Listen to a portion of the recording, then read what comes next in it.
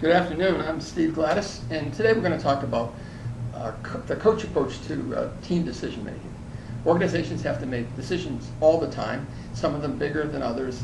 But when you get to the big ones like performance appraisal systems, why should we have one? Should we have one that looks like this? Should we have one that looks like that? Or those sorts of decisions, you can solve those kinds of problems within the organization using what I call the coach approach to decision making, which is both a combination of good executive coaching and executive team coaching, and also a combination of action learning, which is a theory that was developed by a guy named Reg Ravens, who many years ago in the mid-40s in England.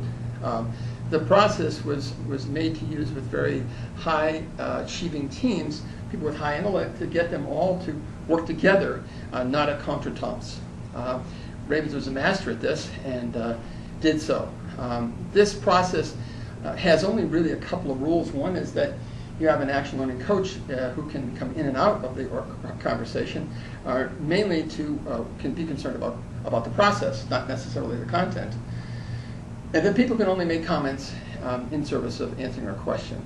That's a big deal because it slows people down in the process and keeps extroverts basically from dominating the group, and it gets everybody heard in the process.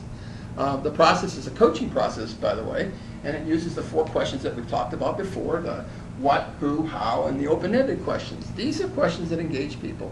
But again, you can only talk in a meeting like this if you're being asked a question. In the beginning, the problem presented, the person, could be the CEO, could be anybody, brings the problem to the group, 4 to 8 people, typically run by a coach. 4 to 8 people to solve this problem. So the CEO would come in and lay out, or the supervisor could come in and lay out the problem, and then be subjected to some questioning by the group. Those questions would follow sort of 4 cycles, like we've talked about before. But this time I have them quadrated into like a clock because I want you to think in terms of amount of time. You want to spend at least equal amounts of time, at least dedicate time to certain sections. For example, if you only had 12 minutes, if you look at a clock that's 12, 3, 6, and 9, you could devote 3 minutes to each of these sections. Or if you had an hour, you could devote that much more time to each section. But you want to make sure you devote time to these sections, which is the reason I used a clock here.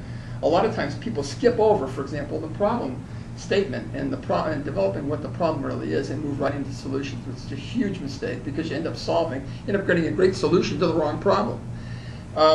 Again, the who, what, how questions should be asked in each section. First, the problem section. You want to ask who, how, what, who's involved, what's the problem, how does it look to you, could you describe it for me, those sorts of questions. The current status.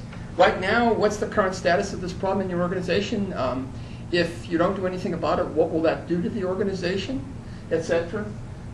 Get a good reading on the impact, the emotional impact, the financial impact of that issue.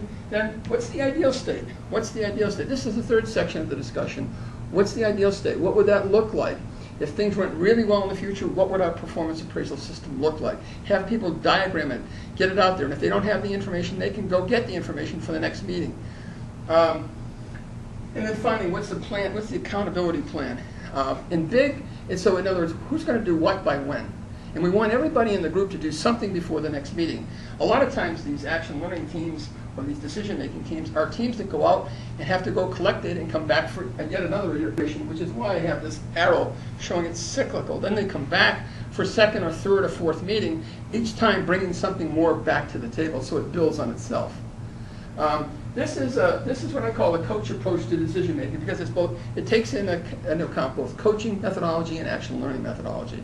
Good stuff if you want to solve hard problems, build great teams, and save a lot of money. And who doesn't? Thank you.